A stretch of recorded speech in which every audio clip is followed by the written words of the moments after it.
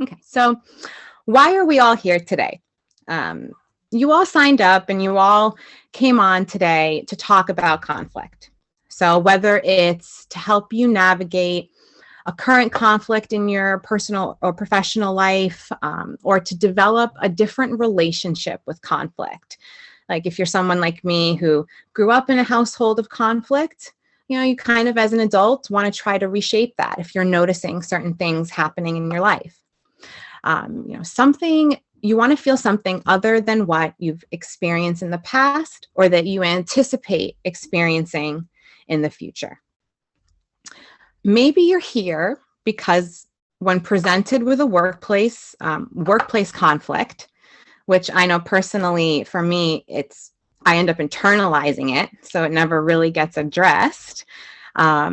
If you're dealing with a workplace conflict, you may notice that your team cohesiveness is strained. You may notice that morale is harmed. You start to feel that collaboration between people and teams is reduced. And if you're in a position where you're seeing all of this in your employees, you're probably also noticing that productivity is declining and that your job satisfaction is decreasing. I know for me, this very much played a role in how I felt about, what I was doing in my day-to-day. And actually, there's, I think, almost $360 billion in paid hours that's spent in the United States in the workplace managing or resolving conflict. So at the end of this workshop, you might even be able to save your company some money by developing some new conflict resolution skills. So that's the workplace. Now, what about the home base? What do you start to feel when you're having conflicts with a spouse, a partner, a child, a parent, a friend, or even conflicts within yourself? So what you might be feeling is your emotions rising, tensions increasing. This is a big one, communication breakdown starts to happen. And you might start saying things that you don't mean or hearing things that weren't intended. So what happens then is relationships are strained or in some cases even broken, including the one that you have with yourself. You might notice that when dealing with conflict on a personal level, you become avoidant and sometimes even aggressive. And one of my favorite words is triggered.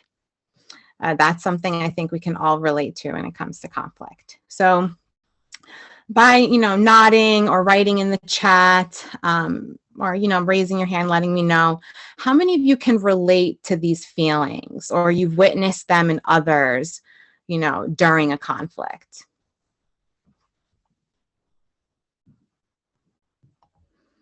Yeah.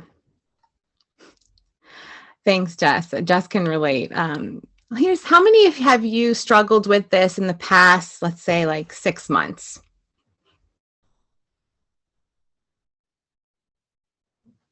How many of you have struggled with it in the past month?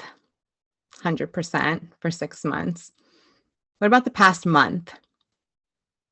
Yeah. What about the past week? Past day? Yeah, I was getting there. I was like, what about the past 24 hours? Have you felt like any of these things? Maybe relationships strained, tensions rising, and you might not even have been able to identify the cause yet.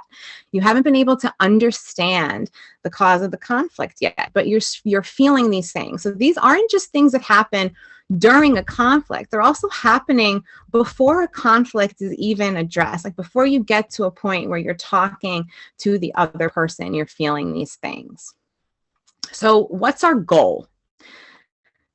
The goal is that by the end of this session, you're going to deepen your understanding. You're not only going to have a better understanding of conflict, but also of yourself and of others. And this is going to allow you, it's not going to allow you to solve conflicts or to solve problems. It's going to help you start. It's going to help you start to collaborate. Start to communicate differently. Start to focus on creating solutions, all while hopefully preserving relationships. Again, including the one you have with yourself. I want to remind you that, like with anything, the tools, the concepts we talk about, the practices that I mention, all of these are going to work better some days than others. And in some situations, I might even tell you, if we talk one-on-one, that relationship might not be worth preserving. So there are always going to be different scenarios. And, this will all work better if you do it over time and if you're persistent with it. And you can start any of these tools, any of these ways of thinking, any single minute of any single day. So not just when a conflict comes up in obvious ways. So if you're sitting there and you're conflicted, meaning you're either having trouble making decisions and this is new to you, or you find yourself in a changing situation, all of those can bring up conflicting feelings. So conflict isn't just like this setting in an arena. Conflict can be happening at all times, and not just with you, but with people around you, and including your children. So, just like adults are all different, so are children.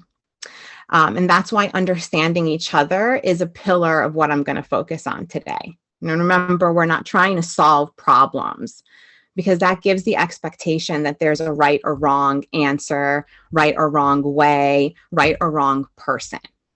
The goal here is to resolve. So that's settling something in a way that's acceptable.